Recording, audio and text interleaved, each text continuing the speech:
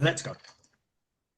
Welcome back to the Hitting the Turnbuckle podcast. Yet another independent showcase, and we're bringing independent showcase stateside this time. Those of you that have watched the series will know that we've done some of the best of the British independent wrestlers, but now we've turned our attention across the pond to arguably the hottest free agent in wrestling right now. Man of many championships. He even holds one over here in the UK. Please welcome Mr. August Artois. Welcome, sir. Hello, my friend. How are you this evening? I am good. I'm glad you said the evening because it is the evening over here in the UK, as you probably know, because you know the time difference very, very well. Well, I've been all over the world. I've been to Asia, UK, as you know. I just got Yep. back now from Canada. Yep. So what I do here in Florida is I just shut the storm shutters and it's nighttime, and I open them up. It's daytime. So Best way. I think I'm still. We were talking before we start. I thought I'd mention it actually. My co-host Fiona, that you know very, very well. Unbelievable, right? Couldn't make it. What a bitch. What a bitch. There you go, Fee. Well, yeah. Well, he's saying, yeah. So look, when you next come to Scotland, you're gonna have to say to her, like, hey, what the hell was going on? Hockey and all I'm of not this. coming at all now this time. I'm coming back in November, but now I'm gonna make sure I skip Scotland.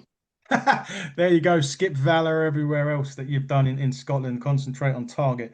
But anyway, look, let's enough of Fee. Let's talk about you. Look, how has your 2025 been? I've seen you on posters so many times.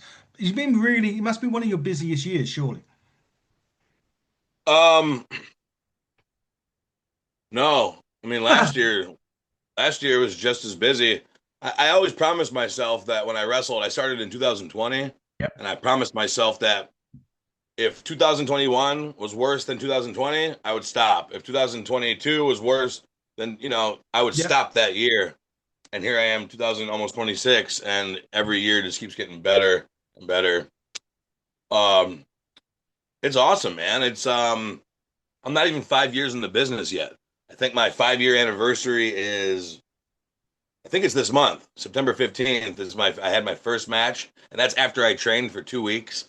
Um, so I mean, there's guys in this business that have been doing it for 10, 15, 20 years, and they're in my inbox asking me like, "How do you get to all these different countries?" And I usually reply by telling them an airplane, moron. Well, that's very true, though, to be fair. At least like over here in the UK, you wouldn't believe the amount of wrestlers that don't drive.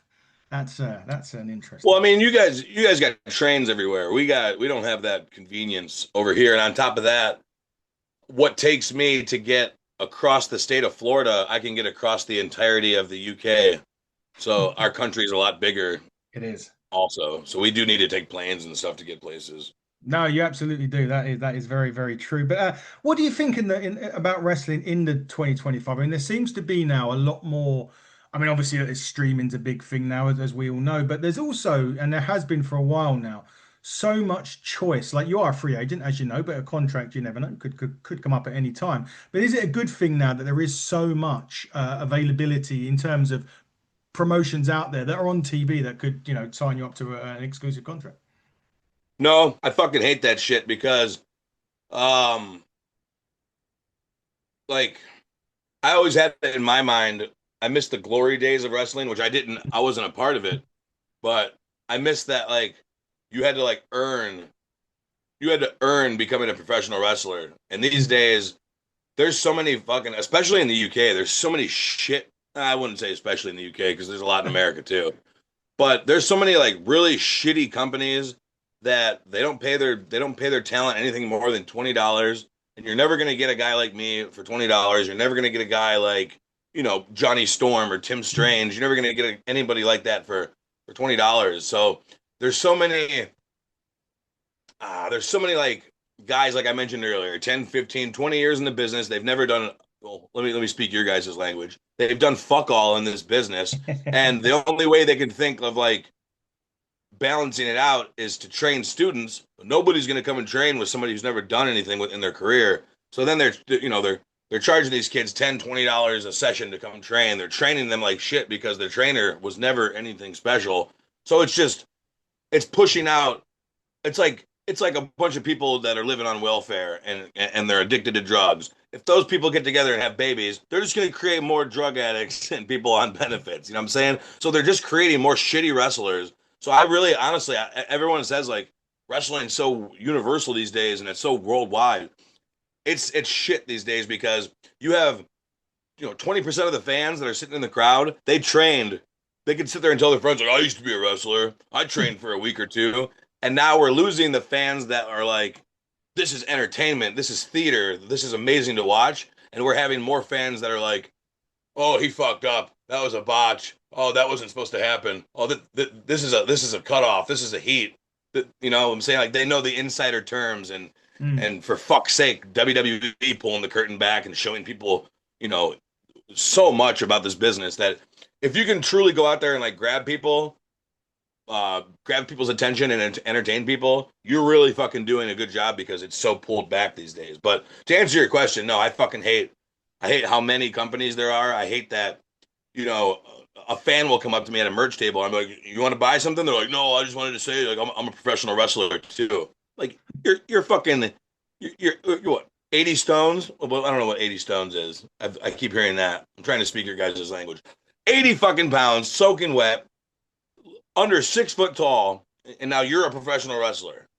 That's what pisses me off about how many people there are in this business now. It's not like it used to be. I feel like it used to be like a club. You get in, Mm. you earn your spot in this club, and you keep that wall up from fans and wrestlers. But yeah, I think the scene's flooded these days, and it's not a good flooded. It's a lot of shitty fucking talent out there.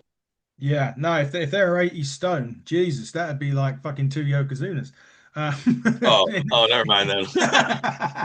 Well, you could do it that way. It could be that way, in that sense. But what I get what you're saying. When I grew up, so I'm 41 now. So when I grew up, it was like late 80s, early 90s, and you had that back then where you didn't travel together if you were literally I don't like to quote the term because I know you just mentioned it, but like faces heels, they were separate. They went somewhere separately. They didn't dress in the same room. You never saw them out. You didn't see them take a fucking selfie like this with their opponent, and it was keeping it when people didn't know that they're, to a degree, they didn't know that it was that way. And that's what you're kind of getting at nowadays. A, the market's flooded with wrestlers, but B, it's all too bullshit now in a lot of ways.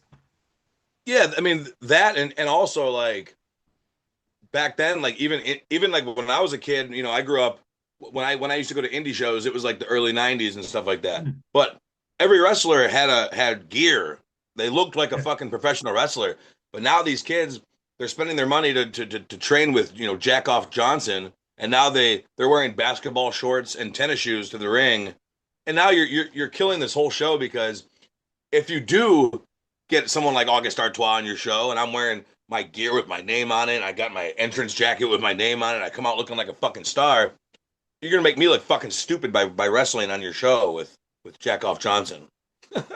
No, I get it. I do get it. Because you go back to the day, like, or even I know he didn't have his name on his. But I look at someone like Kurt Hennig, back in the sort of the 80s, 90s, and he was just like the epitome of brilliance. Well, he's perfect, right? That was the whole thing. He had Absolutely that. perfect. He was absolutely perfect. But Million Dollar Man, Ted DiBiase. There you go, prime example of a guy that he had the jacket. I think he had the name on his shorts. I can't quite remember now. He definitely had a dollar sign, I'm pretty sure. Or even like a He had Rick his, Rude, right? he had his own fucking custom. He had his own custom belt. Ted Yeah, DiBiase. exactly. He had his custom belt. Or even like a Rick Rude, who used to have the wives of the wrestlers on his tights or Yeah, whatever he done before. I love that. So like it to me now, like I just feel like wrestling's too filled up with people that they just want to go out there and have a good match. Like who Mm. gives a shit about your fucking match? Like if you're really like when I come back to the curtain or I'm in the locker room just getting ready for the main event because that's usually what I am. And I'm seeing these guys, they finish their match, and instead of going out to the merch table or trying to get clips and pictures of their match and post them online, they're sitting there watching their match with their opponent, like, oh, that part was so good. Who are you out there working for? You're not obviously working for the people that paid $20, $25 to come see you. So I think the business now is so filled up with guys that are just marks for themselves and like they just want to go to the local, they want to go down to Weatherspoons and sit there and have a pint and say, I'm a professional wrestler, just like Roman Reigns and The Rock. You know what I'm saying? Because like Hmm. there is no not proving that. So you know, you go to the bar, and I've heard it a lot of times from wrestlers. But that's the thing is like you're out there with guys that have never been in a fucking fight before. They have no idea the means of survival if shit popped off. And you want me to believe that this is a bad guy, a heel, and you're gonna piss the crowd off. As soon as a fan stands up, you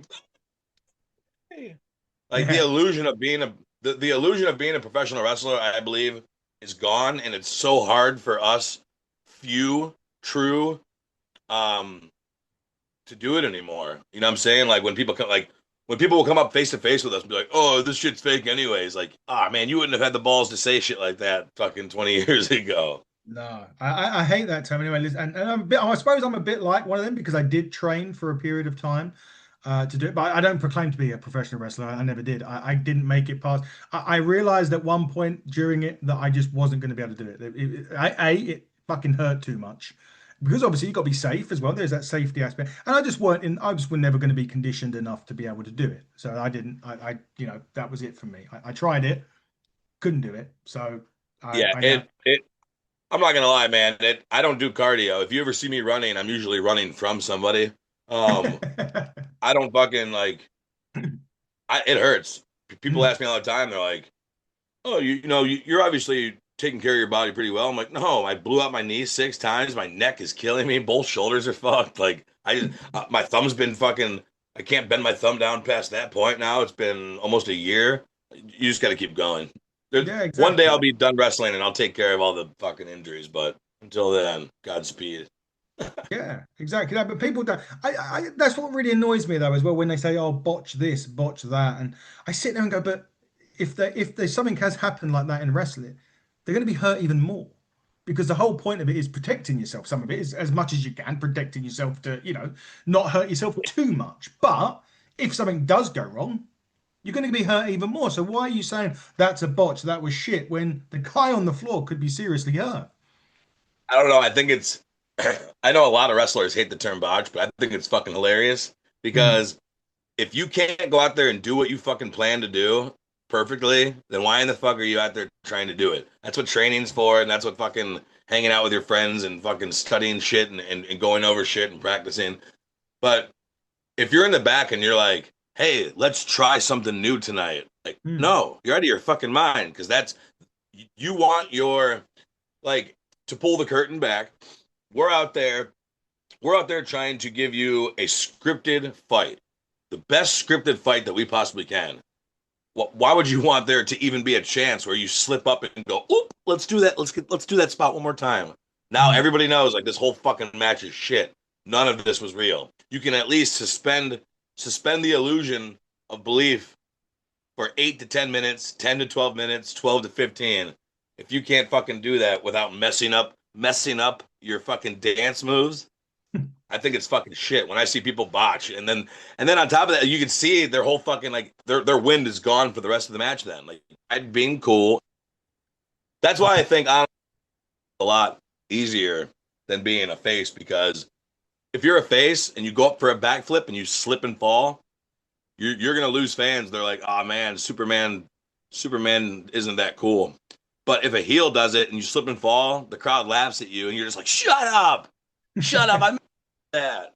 You know what I'm saying? So Yeah. Yeah, exactly God that. No, bless. I agree. I understand that. I said going back to what you said earlier about you want the heel never to the heel never to run away, and that always takes me back to a story that I remember Jim Cornette saying, and he was obviously managing I think it was Midnight Express or around about that time, and he was saying that they were doing an angle with Brian Pillman where because Pillman Brian always had that raspy voice, didn't he? And they were saying that he was saying that during this they was going to do a plan that they basically done a move where they spiked him on his neck and he was going to have surgery. And basically, his words were, "We wanted to cause a fucking riot in the city that we were in." And it plays into your point there that if that had happened, those wrestlers like Stan Hansen and people like they would have just fucking knocked you out if you'd gone into his face. 100%. No, I mean there's guys locally that have that like I push the limit with fans. Like I've had rocks thrown through my windshield. I've had fans take safety pins out and stab me while I'm coming to the ring. I know like I can handle that. Yeah. And if somebody ever, stepped over the railing, I'm a man first before I'm a professional wrestler. I came from a lifestyle of bar fights, broken bones, and bloodshed, so I know how to handle myself. So Yeah. as a heel, if I ever did push that card a little too far and you do hop the railing, I'm gonna beat the shit out of you. You're gonna wish you never hopped over that railing. I don't care what size you are. But there are guys out there, I've seen videos of it too, where a fan will jump in the ring because you know, some guys come to the show drunk and they're with their family and they're drinking while they're there or they're on some other stuff and you say something to piss them off and you think you're invincible just because you're in that ring and they get in that ring and all of a sudden you go, no, don't. There goes your whole fucking career. No one will ever respect you again. Yeah, That's funny. exactly that. Exactly that. So But if you're gonna be a heel and you're a skinny, scrawny little kid, be a coward. Be a coward heel. yeah, like the chicken Piss shit them heel. off, and when they stand up, fall down to your ass and be scared. I mean, I'm Yeah, not even. I'm in pretty good shape. I'm about 200 pounds, but I still even. There's guys in the crowd. They'll fucking buck up and stand at me like a little kid's dad. I'll be yelling at a little kid, and the dad will stand up, and I'll look up at him and just fall on my ass, and and not at the same time of showing that guy like, all right, easy, I was kidding, but at the same time, now that little kid's gonna go home and go, my dad made that wrestler scared. Like my dad's yeah, my hero. So kind of as yeah, a heel, it's more than just making your opponent, the hero. It's making that dad go home later that night while they're eating ice cream, and the little kid's like, "Dad, you're my hero." Yeah, yeah. that's stupid. That's stupid shit. That stupid shit. But more on you. Longest reigning FIP World Heavyweight Champion now, 600 and I think we said about 38 or 40 days. There it is, I the don't know. championship. Once I beat 632, I stopped counting. So it's like 600. It's like 635 or 6 or 7 right now. Doesn't matter. But I beat guys like Seth Rollins, Dean Ambrose, Austin Theory, guys like Rich Swann, guys like Homicide. He's the first ever to have it. CM Punk fought for this title, couldn't win it, couldn't even get it. I got it. Longest, baby. I'm the man. Longest reigning though, that is, 600, you said, close to nearly pushing 2 years now as champion. But that also gives I'm not trying to blow smoke up your ass, but it does show you how much that company really invests in you and believes in you to be that champion for that long. You're obviously doing a lot of things right for them. Yeah, but it doesn't have anything to it has nothing to do with them. I'm the one that keeps fucking retaining it. I've defended True. it in Thailand. I've defended it in Scotland. I've defended it in England. I fought Savio Vega in Puerto Rico Ah, for it. brilliant. I defended it all over the United States. I just defended it in Canada. Um, I mean, at any day, I wish I could just sit here and just have the title. Like a lot of guys before me, they would win the title and they would just sit on their fucking couch. What are you doing for that company now? Mm. But I got this title, and it's the only title I've ever wanted in my career. It's the only company I've ever wanted to work for in my career was FIP. So when I got this title, immediately I hit the fucking I hit the clicks, hit the fucking inboxes, and before you knew it, I was already in the UK defending it on 5 different companies. All the way in Asia, defending it for Setup Thailand Pro. I've defended it at PSE Thailand as well. I've defended it 3 times in Thailand. I'm heading back to Thailand in January. Um, I mean, the title before me, it's been defended in Germany, China, Japan. So I've really not only continued its success, but I've added my own fucking spice to it by adding countries it's never been defended in. And that to me is fucking incredible. And then on top of that, being a champion is more than just defending it. So I've taken the title, just the title, on a little vacation to Istanbul, Turkey, to Paris, France. We went to Germany as well. I mean, I've taken my baby to a lot of beautiful places. So I feel bad for whoever does take my crown because they have some fucking huge, huge shoes to fill. And that's my fear is that as much attention that I've brought to this title, I've breathed life into a dying company. I hate saying that because the company hates me saying that too. But I'm a realist. I'm real and I'm raw, and I'll always tell the truth. FIP used to be such a fucking people used to love FIP, and then Mm. people when after I won the title and went around, the messages that I got were, I didn't know FIP was even still around, and now everybody wants to come work with FIP. All the companies want to do their collabs with FIP, and now this title is fucking important again. And that was my mission from the get go. Well, you're certainly succeeding at mission. You did hit on a country. Well, A, you said England, but B, you said Scotland. And I wanted to bring up Valor, who I know the owner, and there it is, the hat. See, the promotion is there. Obviously, the bitch herself has worked there, Fiona Lochran, in the past. But that is one thing. Valor is, you're talking about a wrestling company there in Valor that they're going everywhere, a bit like yourself. They're like, I think they're going to China, I think they're going to Africa or somewhere like that. Is that kind of something that promotions should potentially look at doing sort of things? Because they're taking wrestlers from like Scandinavia and places that people have not really heard of and bringing them and giving them an opportunity to wrestle in Scotland as well. Yeah, dude, I think I honestly, it hurts my heart for the people in this business that haven't had a chance to work for someone like Chrissy. Mm. Uh, the owner, he's the most ambitious motherfucker I've ever met in my life. And like I said, like I have the FIP title, but I went to Thailand and this and that. How great would it be for the company to be like, hey, I need five of my top guys, and we're going to China, we're going to Africa, we're going to the UK for 2 weeks, like that. Like I said, I feel every country or at least every state over here in America needs a Chrissy to be running their company because that's awesome. That's truly awesome. So I wish there were more companies out there that I mean, if you're going to run a fucking company, I understand there are local companies that are never Mm. going to, they're going to be in the same building for the rest of their lives. Yeah. But there's companies like Chrissy and stuff like that. But I wish companies like Chrissy's would start investing more in their company and finding, my flights get paid. When I go to Thailand and I go to all these places, my flights are paid by my sponsors. So Mm. if I can get sponsors, I don't understand how fucking companies with all this sponsoring material, you have fans coming in that are spending money. You can't get companies to sponsor and put their logo and their business in front of all those eyes. But I can get a fucking sponsor. Not even 5 years in the business. I don't Yeah, get it. that is very good that you've got a sponsor. It's weird now because isn't wrestling becoming that? You look at WWE Slim Jim tables and stuff like that now, which is yeah, incredible. By the way, this episode brought to you by Extra Gum, watermelon flavored. I'm just kidding. Literally, I think I said that on a. I think when I was doing a roundup with wrestling, and I did say something like this podcast is sponsored by. I think I said Pedigree Chum, the dog food over here in the UK. I think I got some Star Bars here and some of those fruit pastels. Yeah, yes. Well, if you ever wrestle Tom Latimer, just get him Galaxy chocolate. He loves that. Tom No, I won't wrestle him. He works for No. NWA. Oh, If it was the 70s or the 80s and the NWA was still relevant, people might give a shit, but not me. ouch. Now wouldn't be a good time to say that we do work with a lot of NWA territories, would it? Anyway, we'll pass on that. Move on to Target Wrestling over here in the UK. You are their I mean, champ. the thing is, like, I know the guys that do around Florida that do work for NWA, Hmm. and they're doing nothing in their career. They're just helping set up the ring for NWA, and they're working dark matches, and so I, the sad truth about NWA, MLW, I think NWA is just delusional. They got a guy who's not really a professional wrestler and owner to be a owner of their company.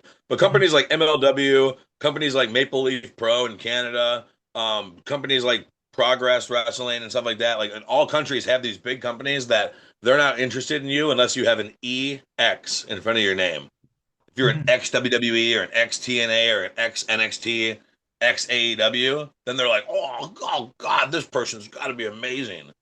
So that's the sad thing about the next like between independent those companies and then the main companies is like, well, they don't want you unless you've been to these companies, but you're trying to use them to get to these companies. I Mhm. always tell people quote that Braun Strowman told me in the locker room during Control Your Narrative tour. He said, "Signed doesn't mean happy, and independent doesn't." There's guys like me. I'm independent, completely independent, like you said, free agent, and I got a whole website with merchandise. I got merchandise money coming in. I've got tour money coming in. I've got sponsorship money, and I've got my rate or my rate on top of that coming in. I've got flights paid for, hotels paid for. You know what I'm saying? So people out there that think to rely on the next step, you don't have to do that. Like look at Matt. I know Matt Cardona is a bad example because he's an ex WWE, but you can literally do this if you just are smart about it. Put yourself in the fans' shoes. You could make a lot of money doing this shit. And say he does things probably the right way because you've mentioned it. He gets there, he sells merch. Whenever people are doing other stuff, like you say about talking, he's selling merch. He obviously gets paid. He does that, but he does everything right, even though he's got that ex WWE mantra to it. But he does things that everybody else really should be doing, basically. Yeah, but like I said, it's a very unfair comparison because Mm. I went to the bathroom the other day and I was in Canada this last weekend in another fucking country somewhere I've only been one other time before, and the bathroom you had to walk out past the line of fans to go to the bathroom. So I walk Mm. out to the bathroom and oh shit, it's August Artois, August Artois, August, hey, and I was like, all right, so I'm recognized now in my street clothes with my fucking hoodie up and my hat on. You know what I'm saying? And without being on WWE TV in magazines with my own action figure and shit like that. So I pride myself way more by never being an ex. Well, I'm an ex to a lot of slags, but but I don't have that X in front of my name. So like all of my accomplishments, I feel are so much greater than guys like Matt Cardona. Because when I make $150 at the merch table, that's fucking earned money. I had to earn my reputation tonight and tonight only with these people. You know what I'm saying? I've only had one show to do it, or maybe luckily two or three shows to do it. They don't know me because it's like, oh, this guy was signed to WWE. Oh, I gotta go buy something because he was, you know. So Yeah, you earn it's your harder, but stripes. it's more rewarding. Yeah, earning your stripes, as they say over here. That's what you do. And you only get, as you say, you only get one night to do it. And you haven't, and as you say, there's no ex WWE name behind you. Wanted to talk about quickly before we start wrapping up. Target. You are the Target heavyweight champion as well. Over here in the good, there it is. In the good old fashioned UK. Do you know what though? I will say this, August. I think that I'll send you a picture of our championship. I think you need to come and try and get that. You know. Oh, I would love to take it. Ha. Um, they call, they call me the title taker. You know, I'm not the belt collector because these aren't belts. Belts hold up pants. These are titles. And like you said earlier, for even to even have a title from a company, any company, and that's from shitty little companies to big companies, to have a title for a promotion to go, that's the guy, and then it's up to you to retain and collect and keep. That's a fucking huge honor in itself. And I got one from England, one here. I got another here from Florida that I just defended at Valor against BT Gunn, and I fought Yep. him for the UEWA, which ended in a draw. Sucks, but I wanted it. I want those titles, and I don't want those titles. A lot of people say like they're just props, and I feel they are props for guys that don't do anything with them. Like if you win a title and it's just sitting in your room and you're not taking like the Florida title I have, it's a state title. It doesn't need to be a world title. But what did I do? I took it to fucking Scotland and made it a world title. So that's the first ever state Florida state world title in existence. Why? Because of me. It's because I care. Now I don't care about the company. The company can go to hell. But what I do care about is showing people that I am that guy. I'm that franchise player that if you do give me the ball, I'll run with it and I'll score and I'll give you that little highlight reel end zone dance on ESPN after. Speaking of people that you've had a match with over here in the UK, Austin Aries, PCW. Yeah, that sucked. We we had a 10-minute lockup. We Mm. locked up for 10 minutes. We went all around the venue, up on the stage, behind the bar, into the locker room, back out into the ring. Um, that's my second time fighting Austin Aries, and it's never easy. He's very smart in that ring. He is, yeah. Again, we've had the privilege of having him on, and that was a conversation and a half to have him. Oh God, Um, yeah, man. I sat at the bar with him one night, and that was a fucking conversation. Oh, then we walked, because Blackpool's so fucking tiny and disgusting. We ended up walking back to our hotel, and that one was deep. That's the good thing about Aries is you're not going to have a conversation about What do you think this tastes like? It's going to be something that's going to make your mind expand. Yeah, it is. I mean, especially because he's like vegan, he has a lot of different food anyway. So it'd be the Well, I don't give a shit about that. I no. like to eat. I like to eat pizza in front of him. Yes, I'm sure. You do. It wouldn't be surprising one bit. But yeah, I mean, Austin Aries was a great one that you own. As you say, a great one you thought, but a great mind. And sometimes that's half of the thing, isn't it? In there. Especially because like, and in this business, if you want to truly get better in in the ring and just in the business in general, if you're the best guy in the locker room, go find another locker room. If you're the best guy in the card, like go find a better opponent. And when you work with guys like Austin Aries and you work with guys like Weston Blake, or you work with guys like, we put matches together with Mick Foley. I've been in matches with guys like Shane Douglas. Oh yeah. That elevates you. You have to learn from people like that. You could train all fucking day long, but if you're training with a bunch of guys that you're better than, you're not getting any better. No. Shane Douglas, another one that we've had on here. He was brilliant. He was a fascinating interview. I can't imagine what it's Oh like God, to yeah. race him. Oh, he Yeah, was I've worked with him twice. Once against him, and once it was me, Shane Douglas, my buddy Sage Scott, and we wrestled Jacob Fatu, Journey Fatu, and Juicy. lots of Fatus there. Lots of members of the I mean, blood. they beat the shit out of us. It was a Samoan beatdown. It, yeah, that doesn't surprise me with them It guys was doing what they do. it was terrible. Thank God we had Shane Douglas on our side. I wish it was the prime. I wish it was Shane Douglas in his prime. We probably wouldn't have lost. Yeah, if you had the franchise of ECW days or then days, you'd maybe a different story, that's for sure. But Maybe. he's a wonderful good person, Shane. I've got a lot of time for Shane Douglas on here. But we're going to start wrapping up now, my friend. And I know you're very, very busy. You've got lots of stuff coming on, lots of stuff coming up. So please enlighten us as to what is going on and where can people get in touch with you if they want to book the hottest free agent in wrestling right now. Well, you guys can find me on social media anywhere. The name's right there. Augustartois. August Artois. There's no reason to give you guys the tags and the handles with the underscores and the numbers. Just type fucking August Artois and you're gonna find it. I will be in the UK looking to fill the date for November 21st. I am booked the 22nd, 23rd. Keeping it short because I am going to Asia right after that and continuing my Asia takeover.